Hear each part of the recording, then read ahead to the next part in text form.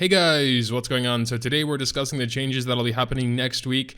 There is a lot of stuff to go through, so let's just jump right into it. So firstly, we have some awakening effect improvements. So when you're awakening your character with the runes, they'll get more of these four stats: effectiveness, effect resistance, critical hit chance, and damage. So effectiveness and effect resistance are getting doubled. There are two separate lines, 3 and 6% as before, and 6 and 12 on after. I guess those numbers depend on at which place you are awakening. So if it's in like the first couple or the last couple, you'll get more or less, and then even more or less after the update. So that's cool. More stats are always nice. We also have quite a few hero balance changes.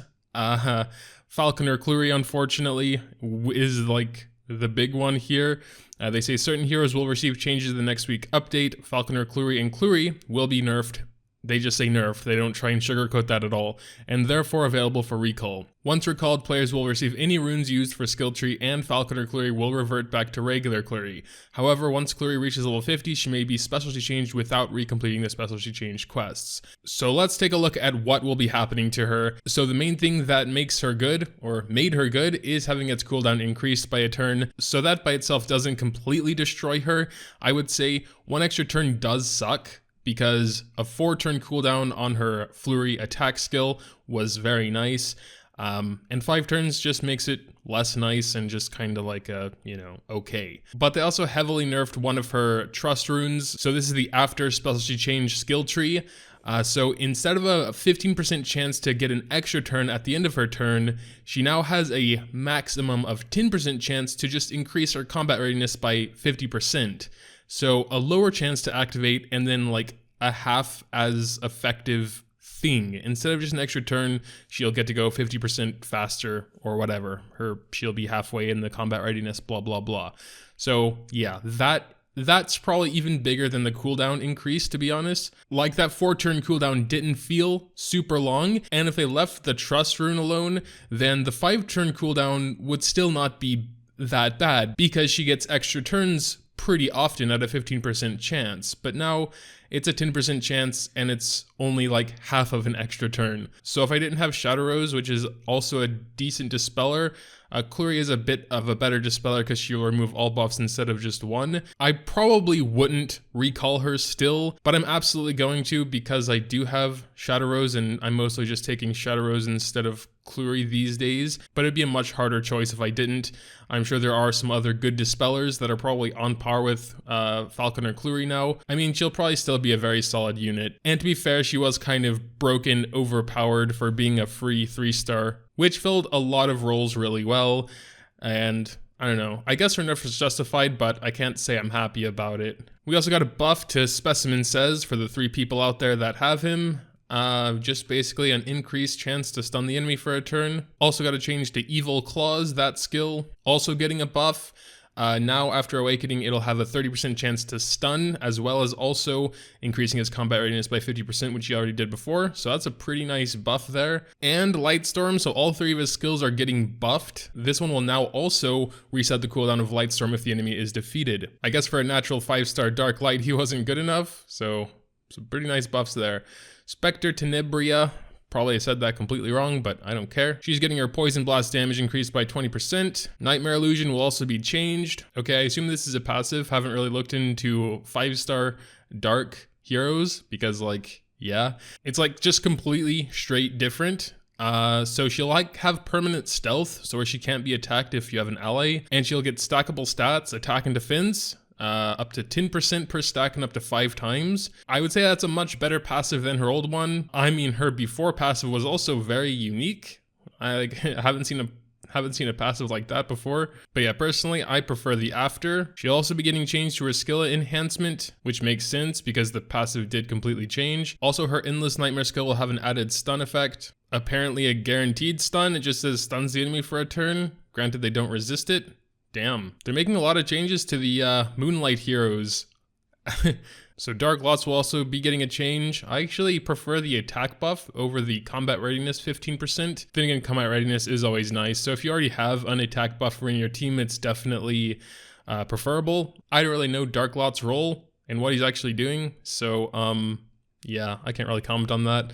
But combat readiness, of course, is going to be better when you already have someone that can give your units an attack buff. Oh, okay, he can give himself an attack buff with his new mana injection, so okay. Because he can inject an ally with mana and increase their attack for 2 turns and combat readiness by 100%, and increasing his own attack for 2 turns and combat readiness by 30%. So it makes much more sense that his black magic stuff changed. So again with Dark Lots here, all of his skills are getting changed. Just the silence effect duration will be increased here. 2 turns from 1 turn. All right. Damn. All enemies, 75% chance, 2 turn silence. Could be pretty good in Arena. Another Moonlight hero, Kitty Clarissa. This is actually one of the only things I was complaining about Kitty Clarissa when I was first going over her, is that decreasing the buff duration by 1 turn was kind of weak. So they made that 2 turns now, and I think it's much better. But yeah, that's the only change on that skill, but I think that's enough to actually make it quite good. I'm so cute, meow, heart emoji will also be getting buffed. It'll have its cooldown decreased by a turn, and her loveliness buff will not be able to be dispelled. As low as a 4-turn cooldown now, 3-turn, undispellable loveliness. Okay.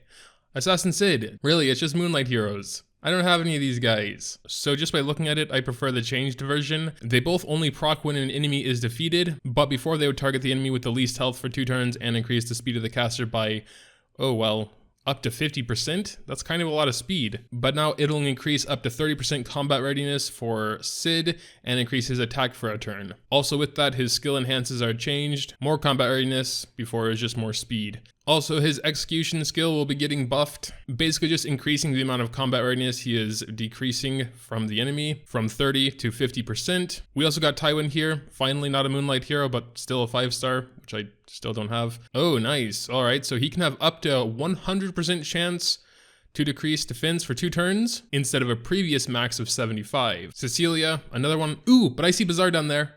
I have him, still level 1. He better get buffed. Pretty much the same story with Cecilia, it's just with Provoke instead of defense down, up to 100% chance now instead of 75. But it also starts with 85 without Molagoras, so that's pretty nice. So here we go, Bazaar. Cooldown decreased by a turn, that's nice. I remember seeing it at 6 turns. When I was looking at his skills, I was like, damn, that's way too long. But with Molagoras now, it can be 4 turns, dispelling all buffs, and making them unable to be buffed for 2 turns. Okay, yeah, I mean, that's pretty nice. I also have a couple Zeratos, let's see. All right, so it basically just had a 50% combat readiness buff attached to it. Nothing else really changed, so that's pretty nice. That can't be his basic attack, right? Indeed, that is his second skill with a 3-turn cooldown. That cannot be reduced any lower cooldown, so I mean, still decent, still solid. Before it pretty much didn't do anything except attack the enemy, so having an actual thing there is nice. Also, his ultimate has had its cooldown reduced to a minimum of 4. Silk, okay, it'll only take 1 focus away anymore when attacked instead of 2, which is a buff for her. Small buff for her Storm Arrow, it can go up to 100% chance now instead of 95.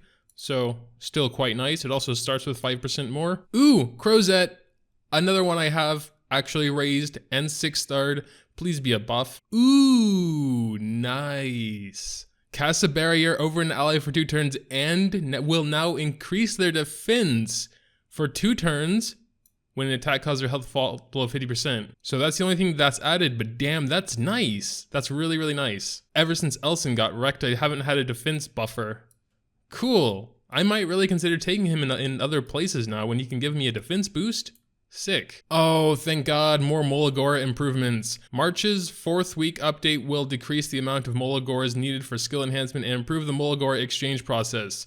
Yes, 3 to 5-star skill enhancement Molagora requirements will be decreased by 30%. And we're gonna get a bunch of Molagoras. Well, I guess some more than others, obviously. I'm probably not gonna get that many. Players will now be able to exchange 4 Molagoras for 1 Molagora Go within the normal section of the in-game shop. Goblicus and this dude will no longer sell Molagora Goes, and he will now sell charms at a cheaper price. All right, so that's really cool. So now we don't just have to hope this dude has one of the cheap Molagora Goes in his shop instead of having to go to the other place with the goblin dude and use 5 Molagoras. Now you can just straight exchange them in the in-game shop.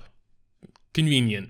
Nice. Oh, Arena Season 2 launch. What? A new form of arena currency. The Arena Season 2 shop will open during April's first week update. So Season 2 will launch on April Fool's Day, and the shop will open 3 days later. Addition of Glory Crests. A new form of currency called Glory Crests will be added with the launch of Arena Season 2. Glory Crests can be obtained at the end of each weekly ranking change, amount depending on the player's league, and will be reset at the end of the season. Oh, geez.